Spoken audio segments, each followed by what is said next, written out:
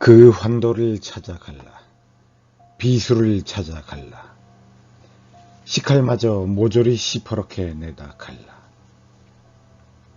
그리하여 너희들 마침내 이같이 기갈 들려 미치게 한 자를 찾아 가위 눌려 뒤집히게 한 자를 찾아 손에 그 시퍼런 날들을 들고 계산이같이 덤벼 남나의 어느 모가지든 닥치는 대로 컥컥 찔러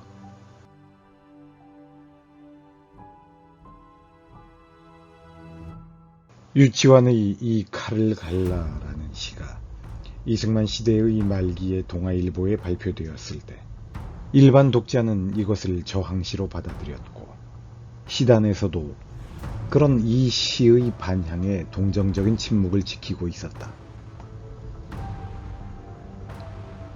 1950년대는 시단의 조류로 보면 후반기 모더니즘의 일파들이 창고를 극하던 때다. 1955년에 박윤환의 선시집이 나왔고 이듬해 그가 죽고 난 뒤에도 김규동 등이 그의 뒤를 이어 4.19 전까지 잔광을 유지해왔다. 그러나 후반기 모더니즘파 중에서는 칼을 갈라만한 정도의 뼈있는 시도 나오지 못했다. 자본가에게라는 인환의 시가 있지만 그리고 이것은 칼을 갈라보다 훨씬 전에 쓴 것 같은데 그 당시 이것이 어디에 발표되었었던가조차도 지금은 기억할 수 없을 만큼 반향도 희미했고 작품 자체도 인환류의 낙서 같은 것이다. 그러므로 자본가여 새삼스럽게 문명을 말하지 말라. 정신과 함께 태양이 도시를 떠난 오늘 허물어진 인간의 광장에는 비둘기 떼의 시체가 흩어져 있었다.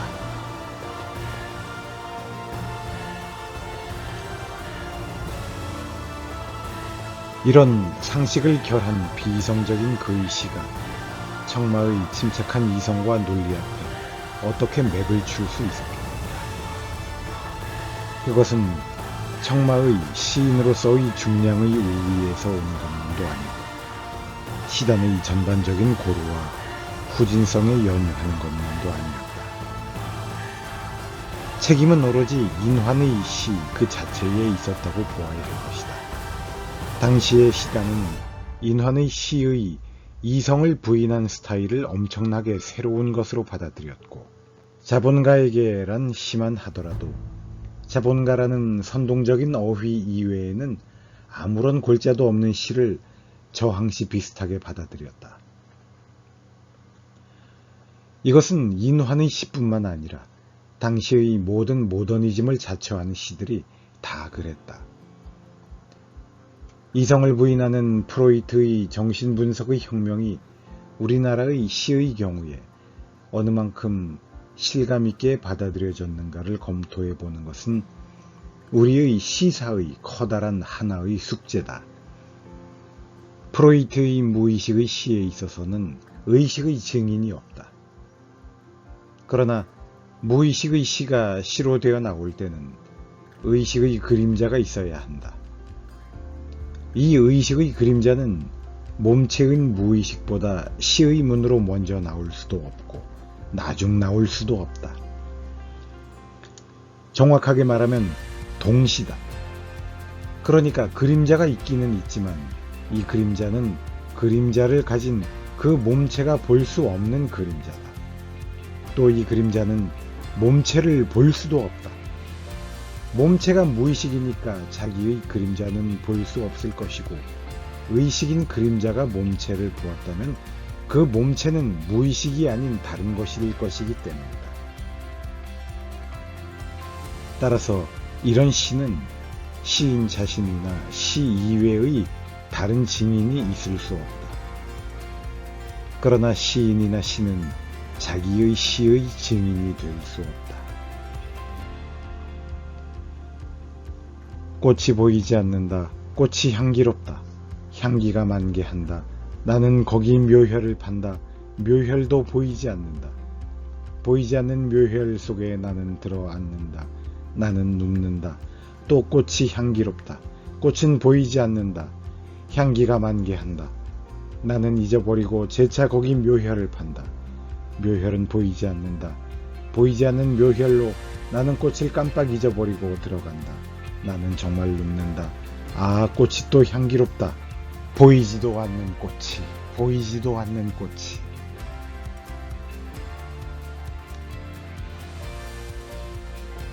예컨대 이상의 이 시에서 꽃을 무의식으로, 향기를 의식으로, 묘혈을 증인으로 고쳐놓으면 내가 지금 말한 증인 부재의 도식이 그대로 나타난다. 그렇다고 증인 부재의 설명이 되어 있으니까 이 시는 진짜라고 할 수 있어 하고 누가 묻는다면 나는 진짜라고 당장에 자신 있게 대답할 수 있을까? 좋은 이상의 시가 이런 가짜의 누명을 쓸 여지를 남겨놓고 있는 반면에 나쁜 아류의 모더니즘의 시가 실격의 집행유예를 받을 수 있는 여지가 또한 생긴다. 1950년대의 모더니즘의 폐해는 이런 의미에서 아직도 그 뒤치다거리가 깨끗이 되어 있지 않다. 후반기 동인으로 오늘날 그들의 세계를 발전시켜 나가고 있는 시인이 한 사람도 없는 것을 보면 알 수 있다. 1950년대에 이들의 시가 좀 더 생기를 띨 수 있는 것이었다면 청마의 낡아빠진 칼을 갈라 같은 시가 저항시의 인상을 줄 수도 없었을 것이고 어쩌면 4.19도 터지지 않았을지 모른다. 칼을 갈라에 동원된 환도와 비수와 시칼로는 이승만은 처리될 수 없었다. 이 칼들이 들지 않는 칼이라는 것은 청마 자신이 누구보다도 더 잘 알고 있었을 것이다.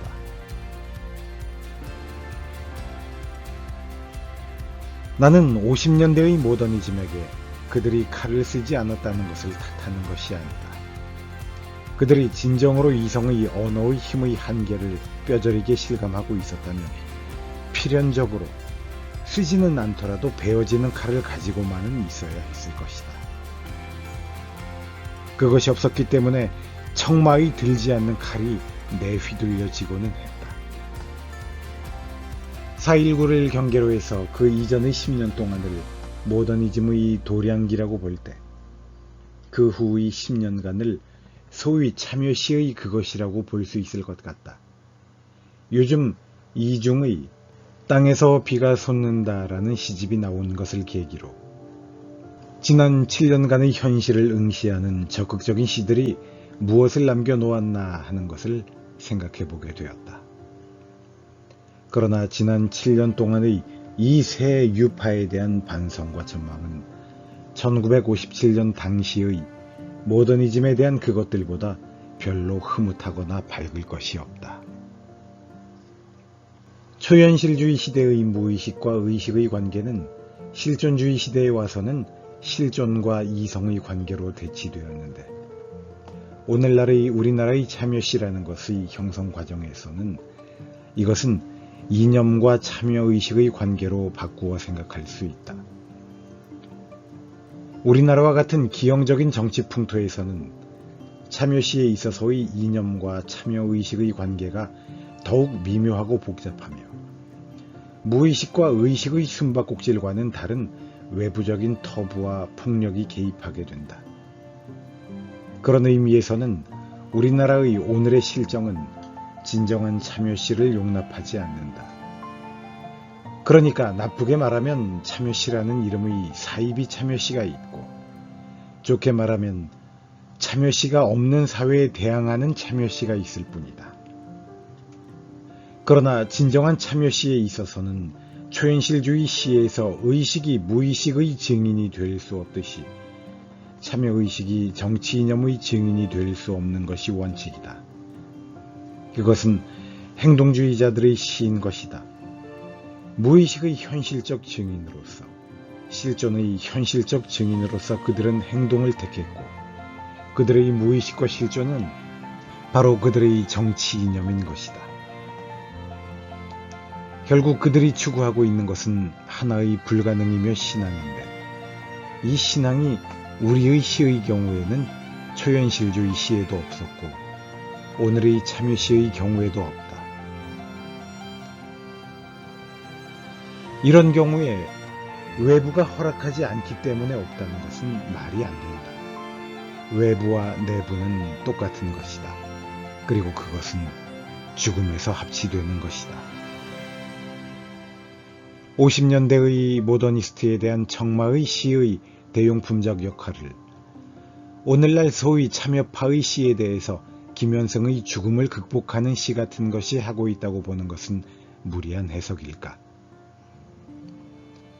여하튼 요즘 젊은 시인들의 특히 참여시 같은 것을 볼 때 그것이 죽음을 어떤 형식으로 극복하고 있는지에 자꾸 판단의 초점이 가게 된다. 이런 규준은 대체로 그리 빗나가는 일이 없다고 생각해 왔는데 이중의 시집 속의 장시, 타락사초 중의 낙타여를 보는 데는 암만 해도 착오가 있었던 것 같다.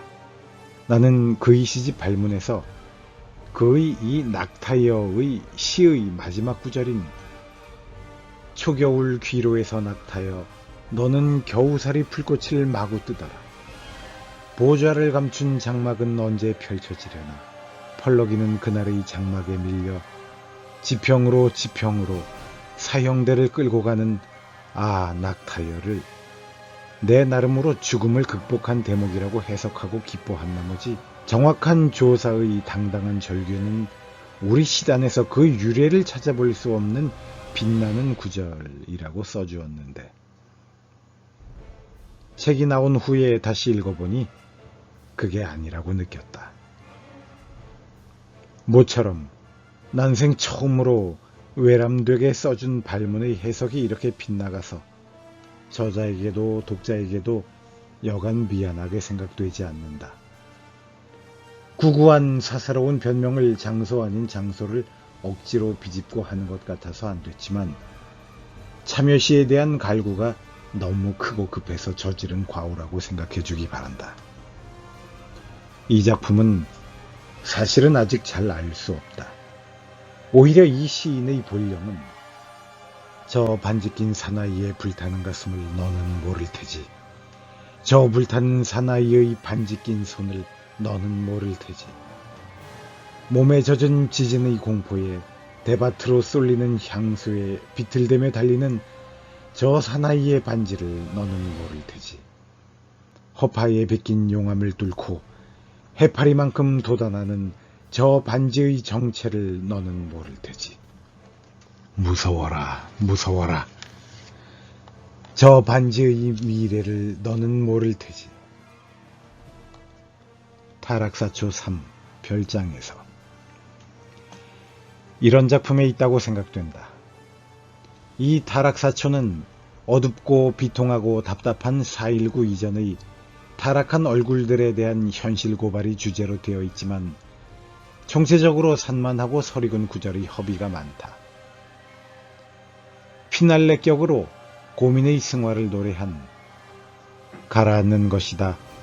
기도는 가라앉는 것이다. 잘 가거라. 기도는 잘 가거라. 고요한 저녁, 고요한 새벽.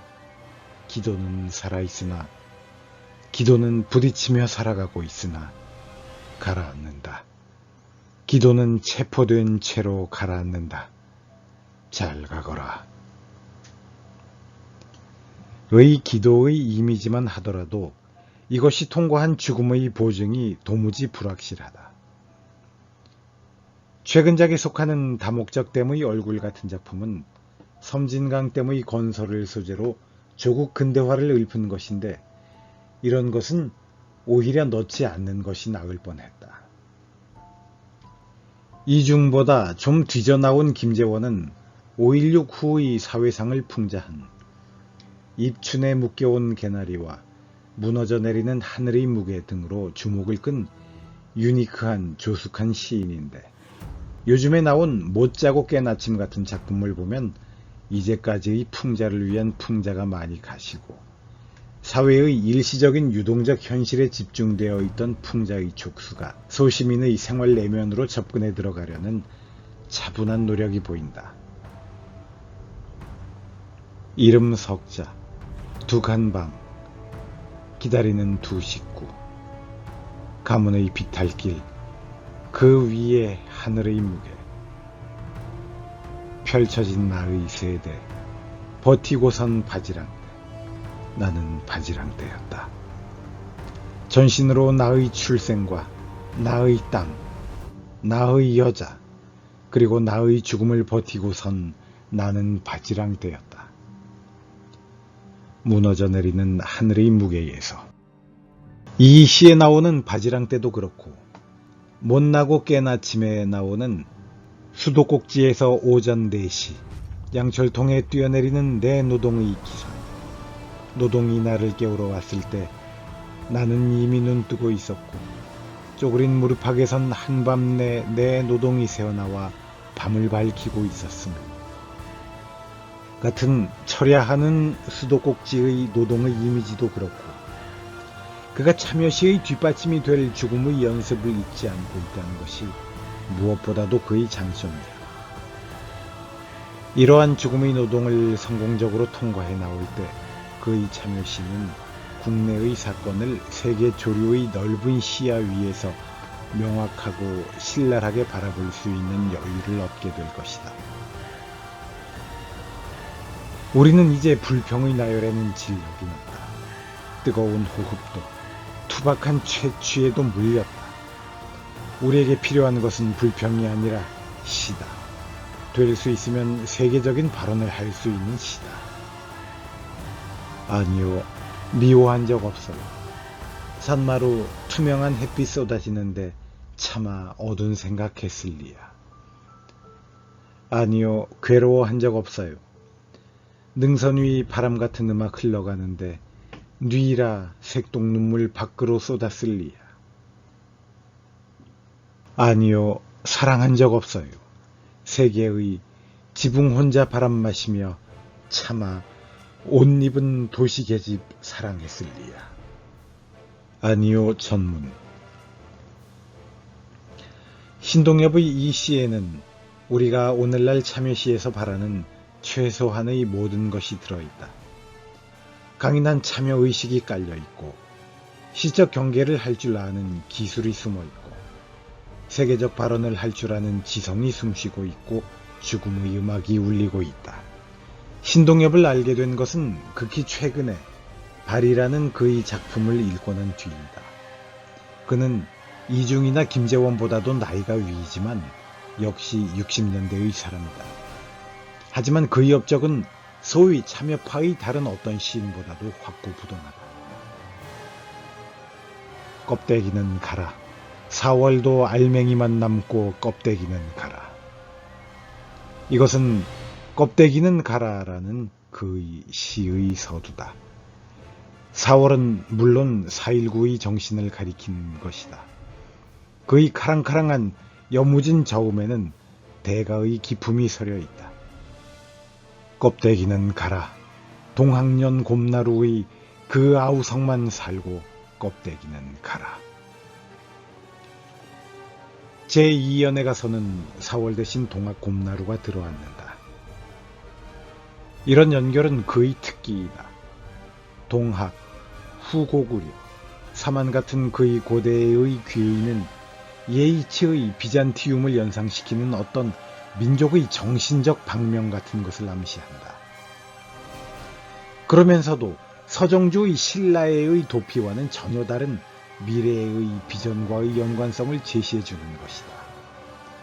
아니나 다를까 제3년은 이렇게 계속된다.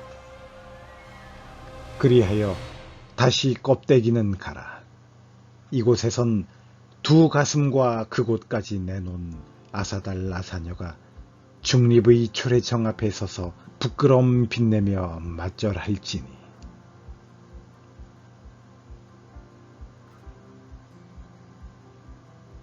아니오의 시에서 지붕 혼자 바람 마시며 차마 옷 입은 도시계집 사랑했을 리야로 죽음의 야무진 음악을 울리듯이 여기에서는 두 가슴과 그곳까지 내놓은 아사달 아사녀가 울리는 죽음의 음악 소리가 들린다. 참여시에 있어서 사상이 죽음을 통해서 생명을 획득하는 기술이 여기 있다. 이쯤 되면 시로서 거의 완벽한 페이스를 밟고 있다. 보나마나 이 시는 종연에 가서 전 연에서 보일락말락하게 비추었던 음부의 증인을 다시 감추고 그림자의 의식을 버리면서 한 차원 더 높은 문명 비평회의 변증법을 완성할 것이 뻔하다. 껍데기는 가라. 한라에서 백두까지 향그러운 흙가슴만 남고 그 모든 쇠붙이는 가라. 이런 경향의 소월의 민요조에 육사의 전류를 삽입한 것 같은 아담한 작품으로는 이 밖에도 원추리, 3월 같은 작품이 모두 성공하고 있다. 그러나 그의 작품에서 전반적으로 느끼는 어떤 위구감이 있다면 그것은 그가 쇼비니즘으로 흐르게 되지 않을까 하는 것이다. 그런 면에서 보면 그는 50년대의 모더니즘의 해독을 너무 안 받은 사람 중의 한 사람이다.